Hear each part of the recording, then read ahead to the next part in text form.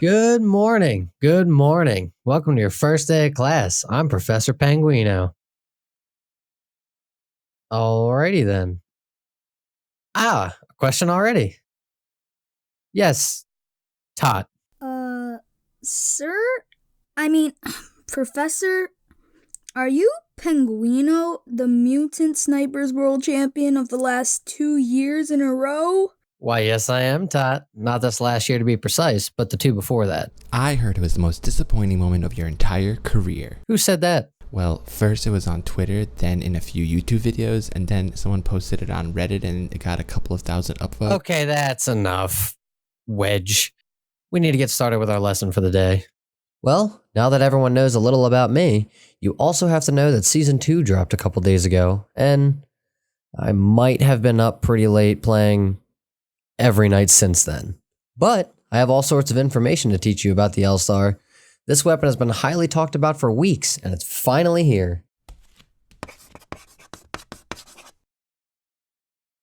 Did they steal that from Titanfall 2? The people that made Titanfall 2 also made Apex Legends, so I don't know if steal is the right term. I knew that. When I landed in the game, I couldn't find the Lstar on the ground or in any of the capsules. Well, this gun only comes in supply drops, so you wouldn't find it on the ground, or in a loot capsule, or even a loot tick. Looks like I need to switch to Lifeline then, and stock up on ultimate accelerants. Actually, Todd, it doesn't quite work like that. Lifeline packages do not have weapons in them. The only way to get the Lstar is from world supply drops that happen. But now in Season 2, there are 2 of them right off the bat that you can land on to get the weapon. Those drops are shown on the map with a blue circle, like this. We got a team on our way.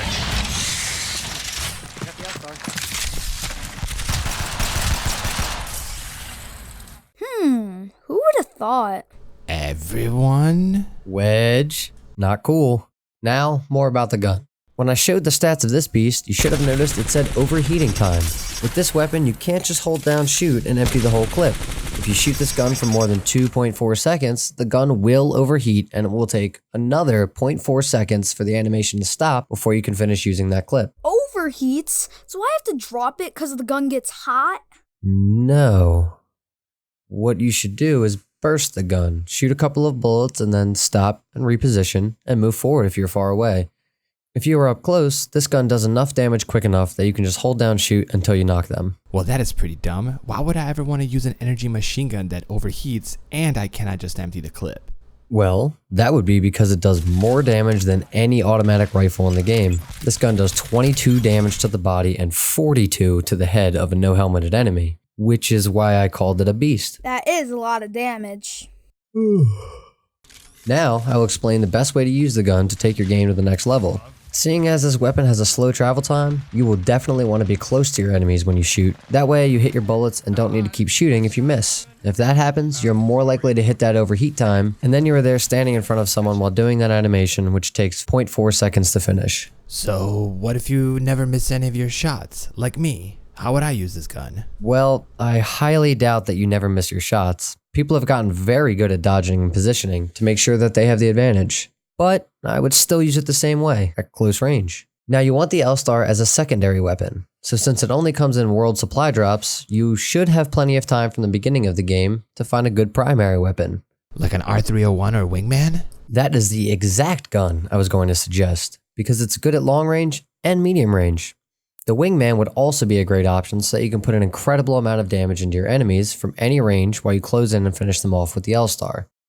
The recoil pattern of this gun makes it pretty difficult to hit your shots, but it does have the same recoil every time, just like the other guns. It's kind of like a slithery snake pattern.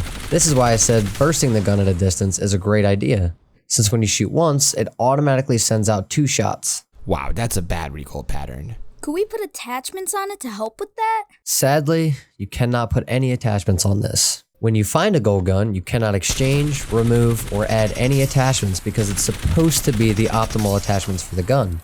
They always come fully stocked up on the best attachments that it can hold. Duh, who doesn't know that? Wedge, you didn't even know that this gun only comes in world supply drops, so everyone is learning something today. Give them a break. Sorry, Todd. Wait, you have homework. Whoa, man. It's fun homework. I want all of you to try and tell me one thing that you like or dislike about the gun after using it. See, it's not bad homework. Now go practice.